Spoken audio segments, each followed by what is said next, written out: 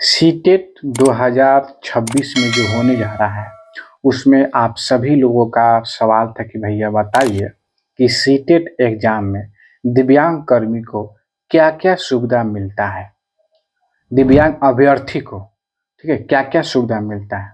जैसे आप सीटेट का एग्जाम फिल कीजिएगा, एग्जाम फॉर्म फिल कीजिएगा तो उसमें आप डिसेबिलिटी कोटा को ऑन कीजिएगा। ऑन करने के बाद आपसे पूछा जाए कि आप कौन सी डिसेबिलिटी से हैं, वीआई है, एचएच है, कि जो भी है, एमडी कैटेगरी है, ओएच है, तो जो भी कैटेगरी में आप आते होंगे उसको ऑन कर लीजिएगा, चुन लीजिएगा और राइटर की सुविधा ऑन कर लीजिएगा। राइटर की सुविधा ऑन करने के बाद ही आपको राइटर की सुविधा मिलेगा। इस फॉर्म को अच्छी तरीके से फिल कीजिएगा। उसके बाद क्या क्या सुविधा आपको एग्जाम हॉल में मिलेगा, देखिए सबसे पहले तो आपको एक्स्ट्रा टाइम मिलता है। सभी लोगों को अगर 2 घंटा का एग्जाम है तो आपको 2 घंटा 40 मिनट मिलेगा। अगर 3 घंटे के एग्जाम हो रहा है तो आपको 3 घंटा 60 मिनट, यानी आपको 4 घंटा मिलेगा। पर घंटा 20 मिनट एक्स्ट्रा मिलता है दिव्यांग छात्र को।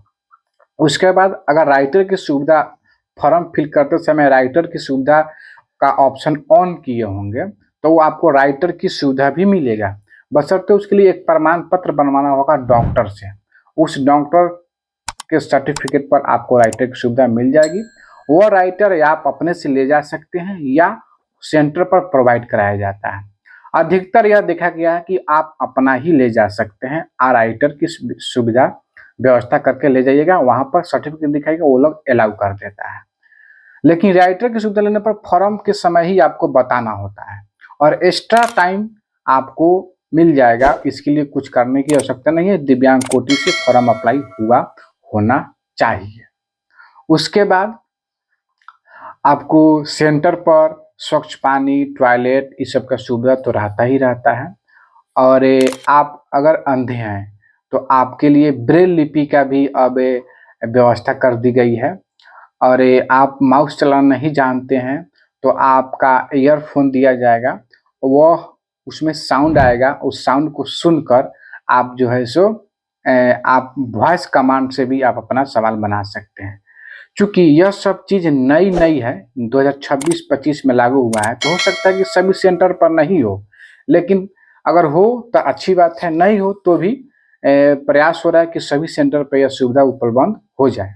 तो आपके सेंटर पर जो भी सुविधा होगा उसे अच्छे से देखिएगा और आप जिस लायक हैं वह सुविधा आपको मिल जाएगा, बशर्ते आपको सेंटर वाले को बताना होगा, आपको उनको समझाना होगा, अपने हक के लिए आपको ही बोलना होगा, आगे आना होगा। लेकिन ये सब सुविधा तभी मिलेगा जब फॉर्म को अच्छी तरह से आप फिल किए होंगे, ठीक है। उसके बाद एडमिट करके आएगा।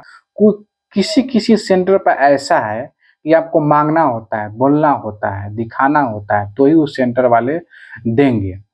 बहुत सारे सेंटर वाले को पता ही नहीं होता है कि दिव्यांगजनों के लिए क्या देना है, क्या नहीं करना है, क्योंकि वह लोग भी बशर्ते वो लोग चाहते हैं कि दिव्यांगजनों को जैसे तैसे एग्जाम दिलवा दें।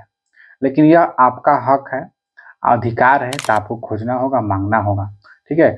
और इसके लिए विशेष जानकारी लेना चाहेंगे तो कमेंट कर दीजिएगा। मेरा इंस्टाग्राम आईडी पे भी आकर आप अपना बात पूछ सकते हैं। तो आज के लिए इतना ही रखते हैं। जय हिंद, जय भारत, जय दिव्यांग।